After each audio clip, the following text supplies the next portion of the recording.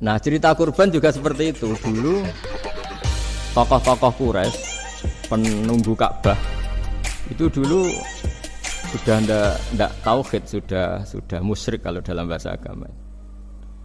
Itu di mana-mana termasuk kebutuhan pokok manusia itu kalau kumpul-kumpul itu makan-makan.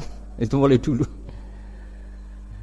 Terus korbannya itu ya pasti perempuan mulai dulu. Jadi hanya bagian masak, boleh makan nanti ngenteni luyan itu, ngenteni bekas-bekasnya.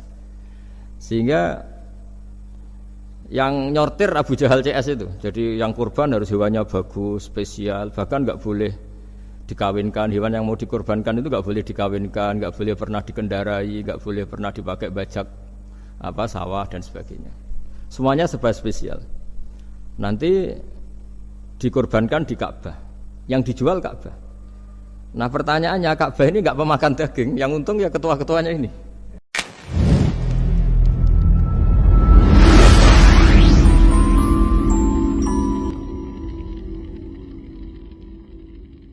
Bismillahirrahmanirrahim. Subhanaka la ilma lana illa ma 'allamtana innaka antal alimul hakim. Allahumma shalli wa sallim ala sayyidina Muhammad wa ala alihi wa sahbihi ajmain. Amma ba'du. Yang sangat saya hormati Dekan Fakultas Kedokteran UGM, juga putri dari Profesor Zaini, Profesor Ova Amelia, yang terhormat Dr. Naini, Dr. Profesor Dr. Madharina Zulia, dan semua yang hadir, termasuk teman kami Dr. Zulfikar, semua teman-teman kru, semua yang dari UGM, semua pendengar yang sangat saya hormati.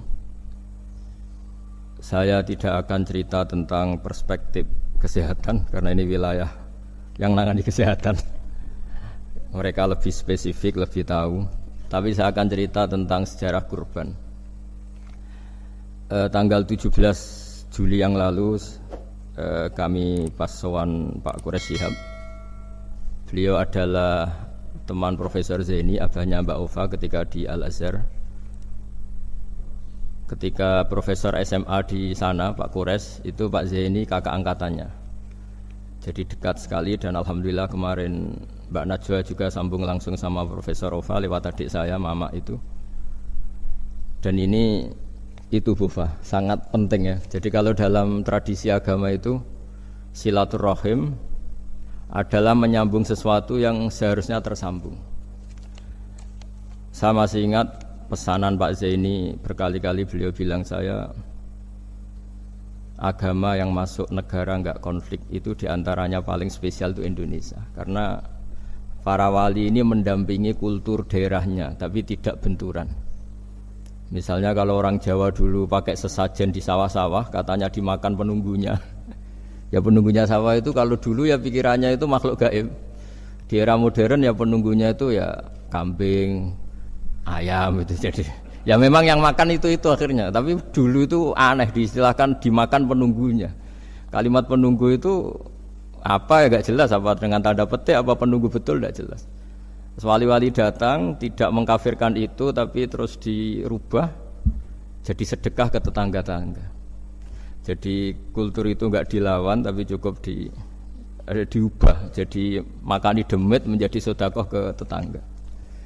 Nah, cerita kurban juga seperti itu. Dulu tokoh-tokoh Quraisy, penunggu Ka'bah, itu dulu sudah ndak tauhid, sudah musyrik kalau dalam bahasa agama. Itu di mana-mana termasuk kebutuhan pokok manusia itu kalau kumpul-kumpul itu makan-makan. Itu mulai dulu. Terus korbannya itu ya pasti perempuan mulai dulu. Jadi hanya bagian masak, boleh makan nanti ngenteni luyan itu, ngenteni bekas-bekasnya. Sehingga yang nyortir Abu Jahal CS itu. Jadi yang kurban harus hewannya bagus, spesial, bahkan enggak boleh dikawinkan. Hewan yang mau dikorbankan itu enggak boleh dikawinkan, enggak boleh pernah dikendarai, enggak boleh pernah dipakai bajak sawah dan sebagainya. Semuanya serba spesial. Nanti dikorbankan di Ka'bah. Yang dijual Ka'bah. Nah, pertanyaannya Ka'bah ini enggak pemakan daging, yang untung ya ketua-ketuanya ini. Karena Ka'bah enggak doyan daging. Dan itu ya di atas namakan Allah, ini demi taqarrub ila Allah, demi itu. Sehingga mereka bilang waqalu hadhihi an'amu wa harsun hijrul la yat'amuha illa man nasa'u bi za'mihim. Ini hewan kurban harus spesial dan yang berhak makan hanya orang-orang spesial, yaitu para penunggu Ka'bah, para sadanatul bait. Tapi karena mereka sudah tidak benar, tidak jujur, Islam mau merubah tradisi itu.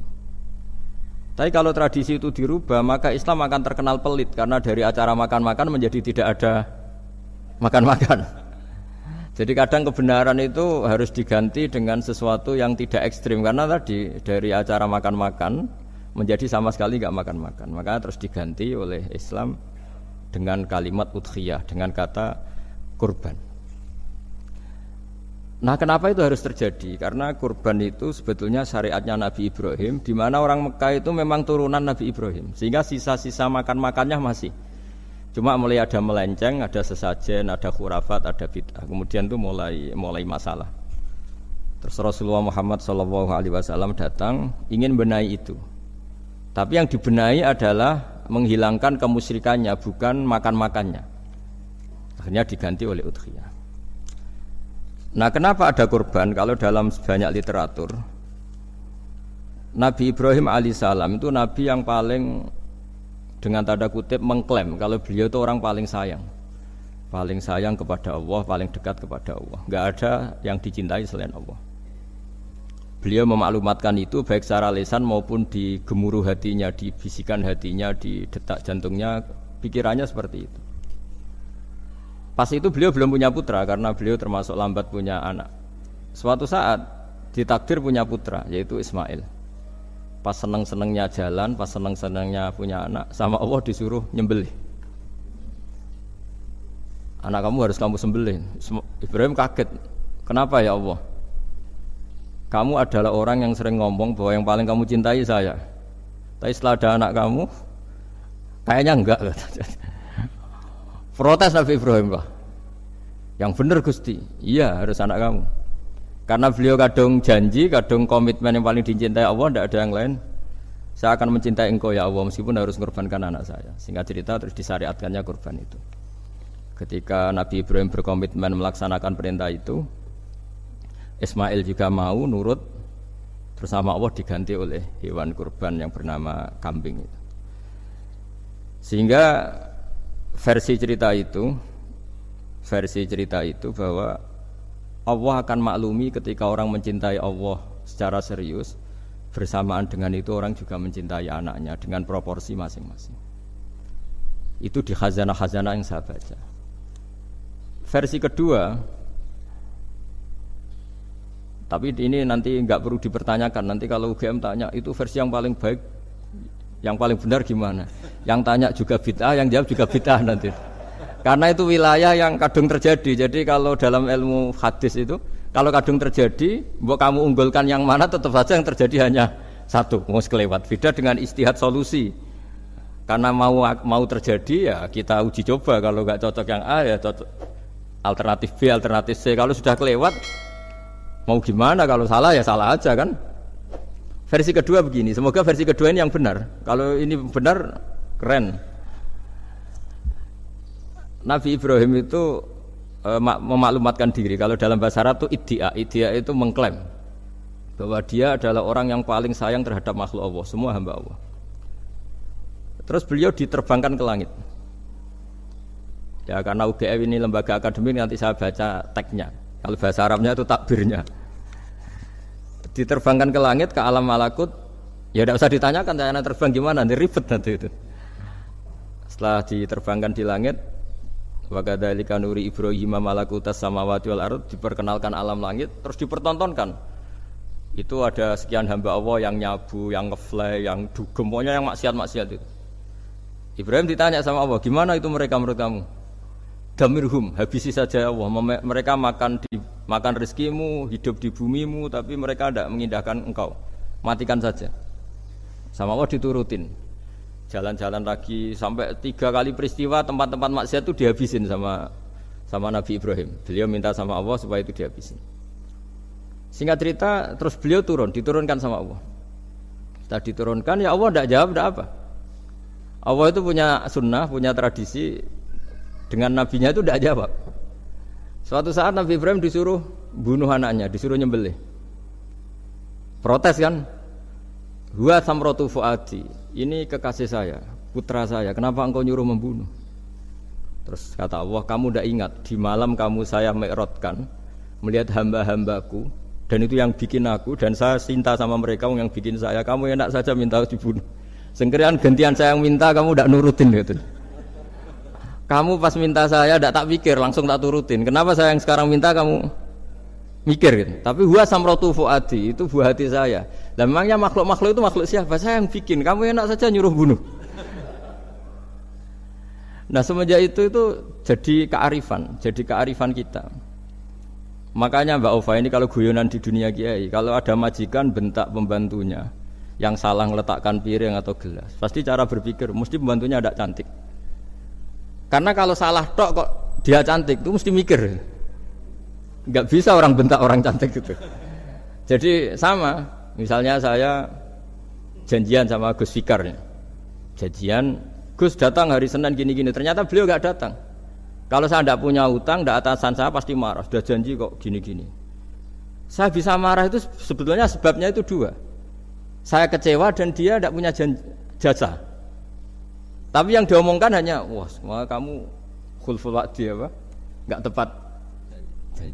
Coba kalau ini atasan saya jadi dosen karena beliau misalnya. Saya punya utang beliau. Mbok nyulayani janji apa kan? Nggih mboten napa-napa kan. Sama. Ada majikan mencintai pembantunya karena sangat cantik, mana ada mencahno piring, omahe dirubuhno itu tidak apa-apa gitu kan gitu.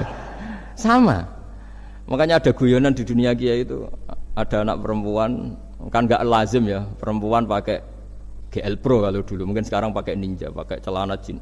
Sopo iku wong luput suwuk itu? Siapa itu perempuan kok gitu? Niku ponakane jenengan, Mbah. Astagfirullah, muga-muga pangeran nyepuro.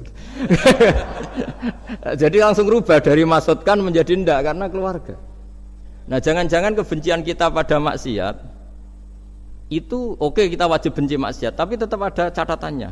Plus yang maksiat itu tidak orang yang terkait dengan kita. Coba kalau yang maksiat itu orang yang terkait dengan kita, itu anak kita, ponakan kita, mungkin istri kita, paling mintanya ya Allah ampuni. Sama-sama maksiat, yang satu minta dihabisin, yang satu kita minta diampuni. Fair gak kita sebagai manusia? Tidak fair. Tidak fair.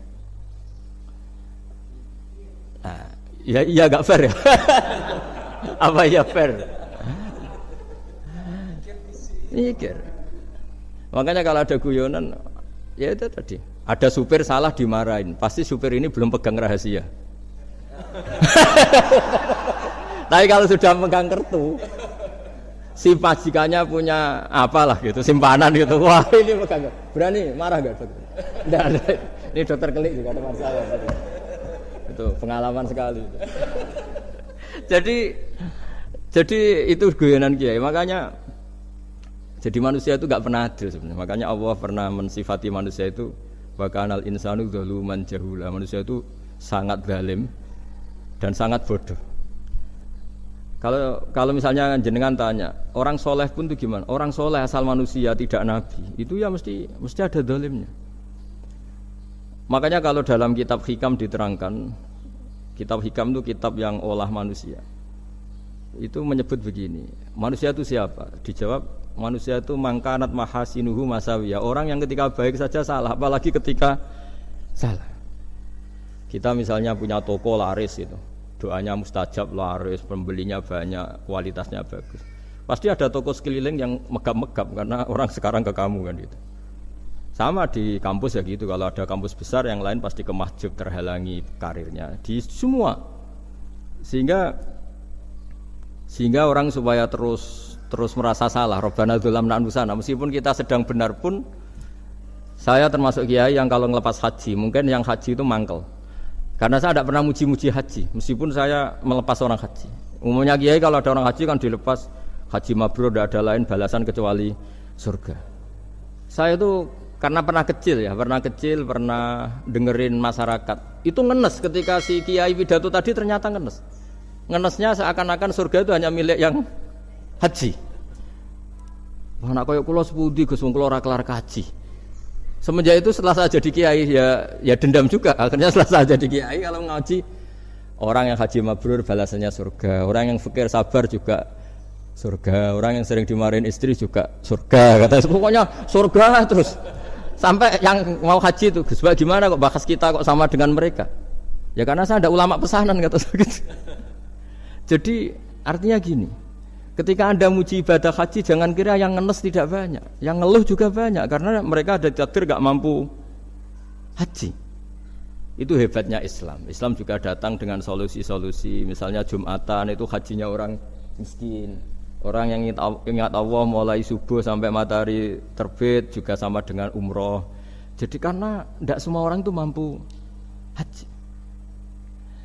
Jadi itu Islam. Jadi nanti tak bacakan. Jadi versi kedua itu Nabi Ibrahim diperingatkan Allah bahwa tidak seperti itu cara mengelola hambaku. Nah, Islam ini kata Allah anit tabi' millata Ibrahim hanifa. Referensinya Islam, mentornya Islam itu Nabi Ibrahim. Sehingga kita alhamdulillah punya sejarah wali songo. Saya punya orang tua Kiai Nur Salim itu sayang sekali sama umat. Mbah Mun juga gitu. Saya sama Profesor Zaini itu sudah mulai tahun 2000 terus tiap hari ketemu juga nggak pernah kecewa. Beliau itu pernah disalahpahami, mungkin Bu Ova belum dengar ini. Pernah disalahpahami karena beliau itu tangan kanannya karena nggak kuat. Jadi kalau ngambil papa itu pakai tangan kiri. Itu pernah disalahpahami ya, mungkin orang hasud karena tidak mengkonfirmasi langsung mengklaim beliau itu kiai profesor kalau apa-apa pakai tangan kiri. Kira-kira pertanyaan sunnah rasulnya mana kan gitu. Beliau itu ya hanya corong Jawa itu berambang, agak nangis tapi tidak sampai keluar air mata tapi berambang. Terus beliau bilang gini ke saya. Seharusnya gimana Mas Pak? Ya kalau Pak Zaini ingin jadi wali ya tidak usah menjelaskan. Kalau Pak Zaini ingin menjelaskan berarti ingin diakui makhluk. Tapi kalau enggak dijelaskan mereka salah paham terus. Tapi cepat jadi wali karena sudah mulai mengabaikan apa kata mereka. Tapi kalau menjelaskan ya enggak, ya lama jadi walinya. Tapi bagusnya orang enggak salah paham. Pak Zaini tertawa-tawa. Jadi wali apa enggak? Jadi saya tuh lama sekali sekamar dengan beliau ada di Badan Wakaf ya Mas Fajar ya. Badan Wakaf yang atas itu kan dulu tempatnya Pak Rektor kan kosong. Nah itu kita tempati sama Pak Zaini bertahun-tahun tiap hari diskusi. Dan nggak pernah ceritanya beliau itu penting karena seneng guyon. Memang khasnya ulama itu seneng guyon. Kemarin saya ketemu Pak Kures, beliau cerita saya ini punya idola Gus Pak. Kalau manggil saya Gus kadang ya Pak. Dulu beliau doktor filsafat. Lama-lama jadi Syekhul Azhar. Itu kalau ke kuliah pakai bis ya. Kata Pak Kures pakai bis. Suatu saat di Al Azhar itu kan beda dengan di yang lain ya, agak-agak modern. Si gurunya ini beliau itu karena banyak yang berdiri, beliau duduk ada perempuan berdiri terus yang lelakinya berdiri terus jatah duduknya dikasihkan perempuan. Perempuannya itu pakai pakaian yang agak minim, agak seksi lah, agak minim. Terus si Syekhul Azhar tadi saat itu belum Syekhul Azhar, punya 2 permen. Ini ceritanya Pak Kures punya 2 permen terus. Yang satu sudah dibuka, yang satu masih bungkusan masih ditawarkan. Silakan Mbak kamu milih yang mana? Milih yang masih itu. Padahal bukanya itu supaya lebih gampang. Ternyata milih yang masih bungkusan. Kenapa Mbak? Ya ini lebih steril karena pakai bungkus kan. Oh iya. Itu pelajaran itu. Terus Pak Kures nantang saya. Gus Pak punya enggak cerita tandingan? Wah kalau saya kebalikannya Pak. Di kereta itu ada Cina. Enggak khitan ya. Ketemu sama kiai kampung. Terus, kenapa khitan? Enggak khitan juga sama gini-gini gitu. Terus dikasih pisang. Terus dimakan dikupas dulu. Kok udah langsung aja. Terus kata Pak Kures, nah ternyata sama Pak Zaini sama Pak Kures itu dibalik ke profesorannya. Ceritanya itu ya guyon terus. Karena memang agama ini itu kalau masalah kebenaran itu serius, tapi dibalik kebenaran ini yang perlu dicatat oleh semua yang mencintai agama ini bahwa Allah itu tidak butuh taat kita. Dan Allah tidak akan gagal sebagai Tuhan karena maksiat kita. La tanfa'uhu ta'atuhum wa la tadurruhu maksiatuhum. Allah tidak akan ngefek ketika semua orang taat ya enggak ngefek, semua orang maksiat juga enggak ngefek. Karena Allah ini zat yang punya eksistensi sejati sehingga hubungan kita dengan Allah itu tidak ngefek ke Allah, tapi ke kita sendiri. Sehingga mereka lebih rileks karena enggak merasa harus mati-matian bela Allah. Allah tetap Al-Qayyum, zat yang bisa berdiri sendiri. Sehingga di kitab-kitab itu ada bab namanya Mizahun Nabi, guyonan-guyonan Nabi. Itu ada babnya sampai di kitab Ihya, di kitab banyak lah kita. Masyhur itu suatu saat ada orang sepuh sowan ke Nabi karena sudah sepuh, beliau pamit lah kira-kira jam segini pamit, ya Rasulullah saya mau pulang karena nanti kemalaman. Karena beliau jalan kaki yang orang sepuh. Kata Nabi, "Dah tenang saja di sini, nanti pulang kamu udah jalan kaki. La ahmilan naki alab ninaqah, nanti kamu tak naikkan anaknya unta." Pikirannya orang sepuh tadi namanya anak unta itu ya kecil. Wa ma fa'altu bibni naqah, apa yang bisa saya lakukan dengan anak unta? Sudah, tenang saja. Setelah beliau ngaji lama, ya dikasih unta tua itu. Silakan kamu bawa unta saya ini. Ini kan unta tua, ada anak unta. Ya meskipun tua ya anaknya unta kata. Ya tapi cerita saja. Meskipun tua juga anaknya unta. Jadi agama itu rileks. Nabi Ibrahim kembali lagi ya karena syariat Ibrahim. Nabi Ibrahim itu pernah minta supaya nyawanya itu diperpanjang karena beliau umumnya orang itu kan ingin nyawa panjang, ingin umurnya panjang. Beliau yakin penting nyawa panjang, umur panjang. Allah tidak jawab enggak apa. Suatu saat ada tamu, orangnya itu sepuh sekali. Nabi Ibrahim karena orang yang sangat menghormati tamu dikasih kurma, apa itu? Anggur. Itu setiap dimakan dikunyah meler lagi keluar. Karena sudah sepuh, enggak ada giginya, dikunyah keluar lagi. Itu jawabnya Nabi Ibrahim, ya Allah, masuk lagi ke kamar, sholat lagi, mengcancel doa panjang umur. Katanya Ibrahim, oh jenengan jawab toh. Gitu. Artinya kalau ingin tua sekali ya nasib kamu kayak itu gitu. Jadi karena beliau tahu itu jawaban terus masuk kamar, oh jawab toh Gusti jenengan terus membatalkan doanya. Itu Nabi Ibrahim. Kalau orang sekarang enggak, ndonga ngarani, ya tua ya tetap sehat, tetap wah itu. Itu lebih ribet itu.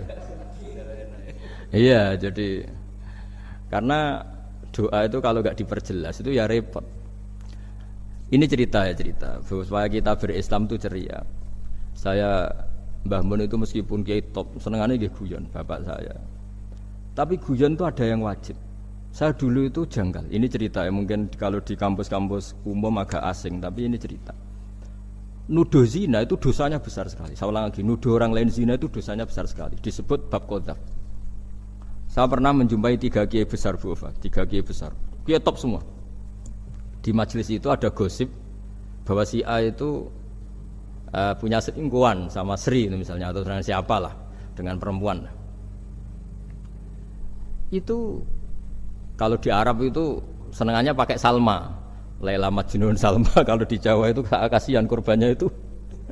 Ya, tapi itu contoh saja ya. Itu si Kiai 3 tadi gak ngefek, malah tanya gini, loh apa perempuannya cantik? Wah cantik sekali Mbah. Cantiknya sampai kayak apa? Malah bicara cantiknya perempuan. Saya itu ya pertama iskal. Ini Kiai kok bakas orang apa? Cantik. Orang ayu ya. Setelah majelis itu bubar, yang penggosip tadi, ya yang gosip ini gak Kiai, yang pembisiknya ada Kiai, yang gosip ini gak Kiai. Cuma Kiai 3 ini posisi mendengar. Tapi malah tanya cantiknya tadi. Singkat cerita setelah orang itu pulang bilang gini, Gus. Itu kalau saya bilang iya dengan gosip itu, saya ikut qadzaf, saya ikut menuduh orang lain zina.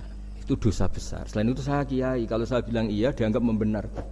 Maka untuk mengalihkan enggak bicara nuduh, jadi guyon tadi. Jadi guyonnya itu, karena kalau kita tadi bilang iya, artinya mengiyakan. Dan itu artinya qadzaf, punya dosa besar karena nuduh orang lain zina. Diperparah dia Kiai besar, kan orang menjadi percaya karena yang ngomong bukan penggosip lagi, tapi ya. Maka dialihkan tadi, loh ayo nucung, sampai segitunya kearifan ini. Sehingga dulu ketika Ma'is itu seorang sahabat yang pernah salah besar. Itu Nabi ketika beliau ada gosip salah gitu ya, Nabi masih, jangan-jangan kamu hanya mimpi cung, jangan-jangan kamu hanya megang, tapi tidak sampai zina. Sampai terakhir Nabi tanya, Afi aklikaseun, jangan-jangan otak kamu ini sudah agak error.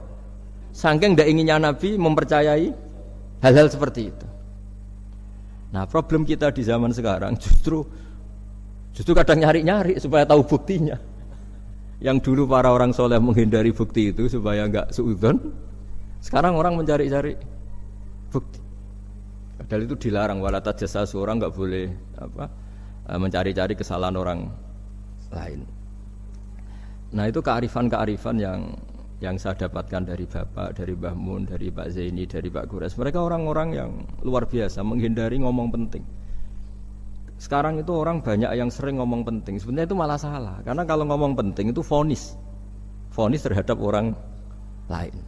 Tapi kalau kamu rileks, tidak. Nabi dulu itu rileks sekali. Ketika beliau ngaji gini, terus ada pemuda lewat bawa cangkul mengabaikan pengajian Rasulullah. Banyak sahabat bilang, celaka orang itu, ada Nabi ngaji kok tidak ikut. Jawabannya Nabi unik. Jangan-jangan dia punya keluarga yang harus kerja, dan kalau harus kerja untuk nafkah keluarganya itu juga ibadah. Itu ya sunnah saya. Jadi Nabi rileks saja, tidak tersinggung, tidak. Nah, kenapa kita butuh rileks? Karena kebenaran sekali dipaksakan itu jadinya benturan. Dan itu wali-wali Songo itu dulu sudah berpikir seperti itu. Sehingga Pak Zaini yang sering ngendikan sama saya, kita ini bisanya mengikuti Mas Bah, kalau manggil saya Mas, tidak bisa benturan. Sehingga tadi ada modifikasi dari sesajen menjadi sedekah, dari apa menjadi apa. Jadi tidak langsung benturan. Dan itu khazanahnya, bacaan-bacaannya banyak sekali. Termasuk peristiwa Udhiyah tadi. Jadi dulu kurban itu dipakai ajang orang-orang tokoh Quraisy supaya dapat daging yang bagus, di atas namakan Ka'bah. Jadi agama ini dijual mulai dulu. Kuno agama ini dijual. Dan agama mulai dulu ya prospek. Ka'bah itu bisa menyedot wisatawan berapa, wisata religi. Sehingga dulu ada Ka'bah tandingan, perhitungannya juga ekonomi. Jadi mulai dulu itu ya sudah seperti itu, mau apa memang Allah bikin dunia seperti ini. Jadi mulai dulu agama itu ya, sampai orang Yahudi gak mau iman sama Nabi ya pikirannya sederhana. Kalau saya tokoh banyak yang sowan, banyak yang ngasih-ngasih. Kalau saya ikut Muhammad, saya anak buah, yang ngasih saya siapa itu? Jadi perhitungannya juga ekonomi. Jadi ketika Abraham mau bikin Ka'bah tandingan, itu perhitungannya juga ekonomi. Jadi ribet kan memang kalau manusia itu sudah ribet. Tapi Islam ini datang bukan untuk itu, tapi memaklumi itu. Itu hebatnya Nabi Ibrahim. Ketika beliau berdoa, ya Allah, keluarga kami saya tempatkan di Mekah. Rabbana liyuqimus sholata faj'al af'idatam minan nasi tahwi ilaihim warzuqhum minas samarat. Cuma menurut Islam dibalik, ya Allah, kita ini ingin anak-anak kami ini bersujud kepada Engkau, ingin anak-anak kami ini melakukan sholat. Tapi mereka ini manusia yang untuk ketahanan hidupnya butuh makan, butuh rizki, butuh ekonomi. Maka tolong ekonominya dijaga ya Allah. Jadi dibalik, demi sholat menjaga ekonomi. Jangan dengan demi ekonomi meninggalkan sholat. Jadi dibalik, jadi demi sholat menjaga ekonomi. Juga termasuk menjaga politik.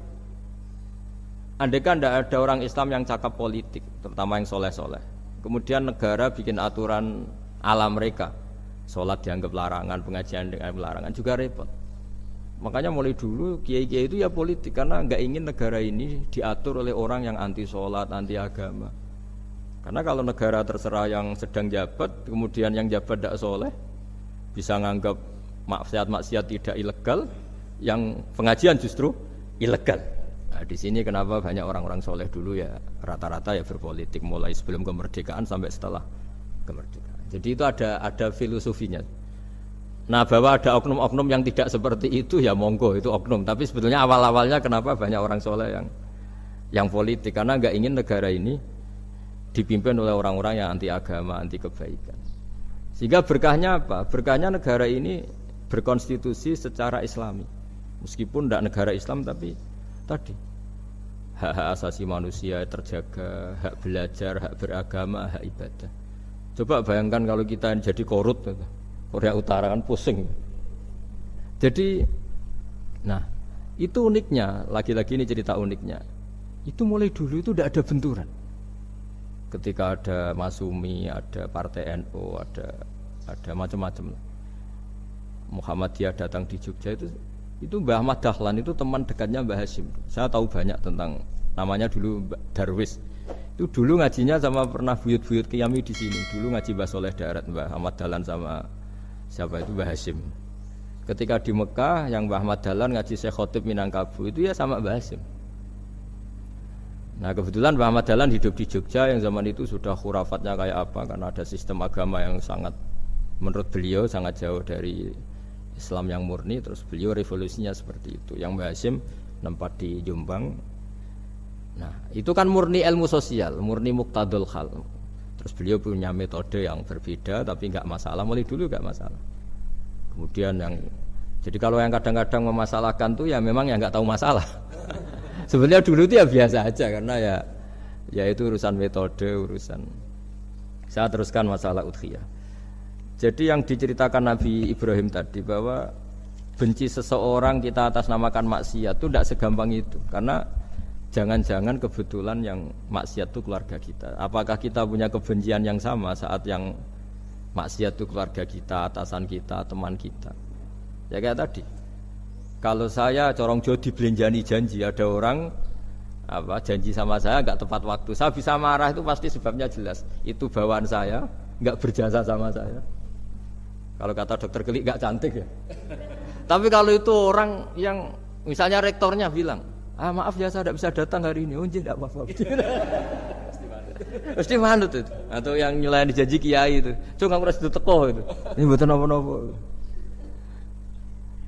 Gayanya aja kita marah karena khulful wa'di ingkar janji. Sama. Intinya Nabi Ibrahim itu coba kalau yang maksiat itu anak kamu berharap saya ngasih tobat kan, bukan langsung tak habisin kan. Intinya Allah ingin bilang ke Nabi Ibrahim, andai kan yang maksiat itu anak kamu, ingin saya menghabisi apa tak kasih tobat? Ya kasih tobat ya. Ya seperti itu saya yang bikin. Maka di Al-Azhar sana kalau cerita orang-orang alim itu masyhur. Ada tempat maksiat mau dihabisin sama orang-orang yang sangat keras. Ketemu Syekh Mutawalli Sya'rawi, ditanya, andaikan mereka mati saat maksiat, itu mereka ke surga apa ke neraka? Ya ke neraka. Terus ditanya sama Syekh Mutawalli, kalau mereka ke neraka, akan adzalika muradan Nabi? Apa seperti itu yang digandaki Nabi? Umatnya mati terus masuk neraka karena belum tobat? Tidak, Nabi inginnya mereka tobat dulu. Ya sudah jangan dihabisin. Kamu berproses ikut mentobatkan mereka. Kebetulan ini mau mendengar. Jadi kita lunak, kita baik itu ya semuanya ingin la'allahum yarji'un, semoga mereka kembali, mereka tobat. Bukan lunak dengan arti mengakui maksiat itu satu kebaikan, itu yang bahaya. Kalau lunak sampai mengakui itu maksiat itu kebaikan, itu bahaya sekali. Tapi kita lunak karena kita ingin berproses untuk bertobat. Karena tadi kalau kita punya nurani itu mesti andai kan yang maksiat itu anak kita atau teman dekat kita atau orang yang berjasa sama kita, apa kita bisa tegas? Kira-kira gimana? Bisa kamu tegas sama anak kandung? Berat. Ditantang minggat saja pusing gitu. Ya makanya terus ini saya baca teks aslinya ya supaya mungkin sebagian yang punya kitabnya atau memang punya tradisi akademik supaya mendengar ini. Saya baca ini versi yang kedua ini di kitab Hikam. Kitab Hikam juga termasuk kitab pegangan para kiai, halaman 4 juz 2. Diredaksikan gini, waqad adzabahu ta'ala, ini masih tentang kurban. Waqad adzabahu ta'ala khalilahu Ibrahim fi ba'di mawatinihi al-azimah. Jadi Allah kalau dalam bahasa Arab memberi teguran itu namanya takdib. Makanya kalau orang nakal itu, kalau orang Jawa bilang kurang ajar. Sebenarnya ajar itu kan tahun ajaran baru. Ajar itu kan barang baik. Ya kan disebut tahun ajaran baru. Pengajaran, ajar itu kan barang baik. Jadi kalau kurang ajar berarti kurang baik. Itu bahasa Arabnya orang yang kurang ajar perlu diajari. Itu kalau orang Arab bilang ditakdib. Diwarai toto kromo, diadabkan. Jadi belum punya adab diadabkan. Itu udah, tapi tentu Nabi Ibrahim enggak sampai kurang ajar. Ini kan cerita bahasa ya. Jadi kalau sebenarnya ajar itu udah buru-buru kurang ajar, berarti orang ini kurang pelajaran kurang. Tapi di Jawa itu agak salah kaprah. Kalau kurang ajar itu ekstrim. Misalnya duduk di meja itu disebut kurang ajar. Sebenarnya ada se-ekstrim itu. Saya teruskan ya. Terus wa 'allamahu kaifa yatakhallaqu bihadzal khuluqil karim inda tilaihi alal asrar. Terus disebutkan anak Ibrahim annahu arhamul khalqi qol farafa'ahu wa ta'ala hatta asyrafa ala ahlil ardi. Nabi Ibrahim diterbangkan ke langit sehingga melihat di bumi yang maksiat-maksiat itu. Faqala ya rabbi damirhum, habisi saja. Terus faqala wa ana arhamu bi ibadi minka ya Ibrahim ihbit fala allahum yatubun wa yarjiun. Jadi setelah permintaannya semua dikabulkan, dihabisin sama Allah, terakhir cobalah kamu sekali-kali dakwah ke mereka. Kamu belum pernah dakwah kok tahu-tahu minta mereka dihabisin. Coba kamu dakwah, jangan-jangan mereka mau kembali. Nah terus sebagian cerita itu terus diteruskan ketika suatu saat Ibrahim akhirnya diminta menyembelih putranya. Inni arafil manami anni atfahuka fangzur madza tara falamma tashammara lidzalik wa akhadha sikin biyadihi qala Allahumma hadza waladi wa thamratu fuadi wa ahabbun nasi ilayya. Ya Allah, ini buah hatiku, ini orang paling saya cintai, kenapa engkau menyuruh ini supaya saya bunuh? Terus beliau dijawab sama Allah, ama ta'lamu anni rahimun bi ibadi kama anta syafiqun bi waladik fa idza sa'altani ihlaka abdi as'aluka dzabha waladik wahidan bi wahidin. Jadi kalau dulu kamu minta supaya hamba saya tak habisin karena maksiat, sekarang saya juga minta kamu menghabisi anak kamu. Tapi ini kan anak saya, sama itu hamba saya yang bikin juga saya. Nah semenjak itu Ibrahim dianggap sebagai bapak kasih sayang. Karena semenjak itu terus beliau orang yang paling sayang. Sampai ada 3 nabi yang menjadi metodenya Rasulullah SAW sebagai mentornya. Kalau Nabi Nuh melihat kemaksiatan langsung bilang, Rabbi la tadzar alal ardi minal kafirina dayyaru, habisi semua ya Allah. Tapi kalau Nabi Ibrahim apa? Faman tabi'ani fa innahu minni wa man asani fa innaka ghafurur rahim. Orang yang ikut saya ya karuan kelompok saya, dan yang sebelum ikut semoga engkau mengampuni. Tentu lewat proses dakwah, lewat proses. Nah, Wali Songo, kembali ke Wali Songo dan para guru-guru kita, itu seperti itu semua. Jadilah Islam yang di Indonesia, Islam rahmatan lil alamin itu konstruksinya ya dari ilmu-ilmu seperti ini, bacaannya seperti ini. Karena ternyata kita tegas tadi ujung-ujungnya karena itu tidak cantik, tidak atasan kita, tidak berjasa sama kita. Kamu kalau ada supir telat, supir kok telat datang kantor gini, pasti supir itu belum pegang rahasia. Setelah pegang rahasia tak jamin aman itu meskipun telat. Karena lebih ngeri pasti. Artinya manusia itu kayak apa ngeklaimnya tegas, disiplin, objektif. Kira-kira iya apa enggak? Enggak lah kayaknya ya. Ya pasti tadi. Nah itu yang makanya bapak saya kalau guyon sama saya itu, kan umumnya orang itu kalau di dunia kiai muji istiqomah. Istiqomah itu konsisten jadi imam masjid, konsisten jadi guru, jadi apa. Kalau bapak itu sering guyon ke saya, iku istiqomah apa mau digenti wong liya katanya. Artinya di balik istiqomah itu juga ada catatan lain. Jangan-jangan ambisi gak mau diganti orang lain. Jadi intinya manusia itu dalam benar saja ada unsur salahnya, apalagi pas salah gitu maksudnya. Nah ya pas benar saja ada unsur salahnya, apalagi pas salah. Nah itulah dengan sudut pandang seperti ini adalah orang terus gak gampang menghakimi orang lain. Karena manusia yang baik adalah cukup dia merasa aibnya banyak, salahnya banyak, kemudian itu menyibukkan dia dari mencari-cari aibnya orang lain.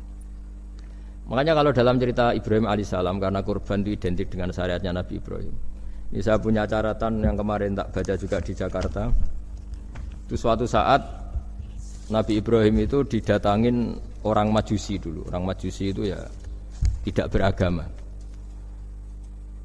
Singkat cerita Nabi Ibrahim itu terkenal kaya dan suka menghormati tamu. Dulu tamu itu sangat penting dihormati karena dulu nggak ada warung, terus padang pasir. Kalau sekarang itu ya wajib dihormati tapi tidak wajib-wajib banget. Karena biasanya sudah marung di mana-mana. Sudah marung di mobilnya bawa apa? Bekal. Kalau dulu di padang pasir kalau tamu nggak dihormati bisa mati betul. Kadang sudah hari perjalanan itu nggak makan nggak apa karena di padang pasir warung nggak ada nggak bisa. nggak bisa ngopi-ngopi ya dulu. Sehingga kalau menghormati tamu dulu itu pahalanya luar biasa ngasih makan itu. Kalau sekarang ya pahalanya biasa aja karena ya tamunya makannya ya biasa aja karena sudah kenyang duluan itu. Singkat cerita orang ini datang ke Ibrahim minta dikasih makan. Nabi Ibrahim mengatakan kamu syaratnya harus Islam dulu, kalau enggak kasih makan. Karena Ibrahim itu seorang nabi dan beliau komitmennya seperti itu, si tamu tadi putus asa. Akhirnya walla itu ya sudah meninggalkan Ibrahim. Setelah beberapa jangkah Allah bilang ke Nabi Ibrahim, orang itu umurnya berapa tadi bilang ke kamu? 50 tahun. Pernah enggak orang itu kelaparan? Kata Allah, enggak, baru ini kelaparan. Terus kata Allah, mundu khamsina sanatan nut'imuhu ala kufri. Falau nawal tahu lukmatan min ghairi antu talibahu bitahiri dinik lakana ahsanarnya. Orang itu umurnya 50 tahun. Itu ya tak kasih makan padahal dia majusi. Kamu baru diminta sehari saja minta syaratnya Islam. Terus itu ada di kitab Ar-Risalah Al-Qusairiyah di halaman 262. Jadi cuma dulu itu motifnya semuanya agama, bukan atas nama demokrasi atau kebebasan beragama. Karena dulu itu orang dulu itu kan saking sayangnya Allah, apa-apa konstitusinya ya perintah Allah. Dan ternyata perintah Allah seperti itu. Akhirnya dipanggil. Kemana ya majusi ke sini tak kasih makan. Terus majusinya kan kaget. Ada apa? Kenapa kamu rubah? Ditegur Tuhan. Iya, ditegur Tuhan. Jadi dan alhamdulillah saking simpatiknya orang Majusi tadi akhirnya masuk Islam. Sama itu kan mirip orang Yahudiyah atau Yahudi itu yang tanahnya itu diambil ya sama Amr bin As untuk perluasan masjid di Mesir. Ya ketika lapor ke Sayyidina Umar, ngiranya itu kan dibenarkan perluasan masjid, ternyata Umar belain yang Yahudi. Iya, yang punya tanah harus dikembalikan tuh haknya. Jadi Islam itu menghormati hak kepemilikan meskipun itu milik non muslim. Jadi kata Allah, mut khamsina sanatan nut'imuhu ala kufri. Falau nawal tahu lukmatan min ghairi antu talibahu bitahiri dini. Mbok dikasih makan aja, enggak usah nyuruh ganti agama. Wong saya saja yang Tuhan ngasih makan dia sudah 50 tahun tanpa syarat. Tanpa syarat. Ya jadi ini cerita ya Bu Ufa. Jadi kita mungkin kenangan saya dengan Bapak, Bu Ufa dengan Profesor saya ini kebetulan teman dekat sekali sama saya dan hampir tiap hari saya ketemu minimal 3 jam bertahun-tahun. Sampai kalau kehabisan cerita akhirnya cerita keluarganya karena kesuwan belajar karena akhirnya cerita keluarga. Maksud saya tadi ini saya cerita ini barang baik ketika beliau pernah ditahan karena aktivis dulu. Itu pas mau lahirnya Bu Ova, terus beliau berdoa mati-matian delalah dibebaskan. Beliau sempat nunggui kelahirannya Bu Ova ini terus dinamai Aufa Amalia. Itu kalau dalam bahasa Arab itu Aufa itu Allah memenuhi apa yang saya angen-angen. Jadi itu ceritanya itu gitu. Jadi nama itu spontan aja ketika iya, jadi beliau itu aktivis dulu. Bukan dipenjara karena korupsi atau kriminal, bukan karena aktivis. Karena kalau model sekarang Bu Ova kalau nggak dijelaskan detail ditahan karena aktivis, nanti dikira ditahan karena yang lain. Ribet kan? Jadi ditahan karena beliau itu dulu aktivis, bukan karena apa.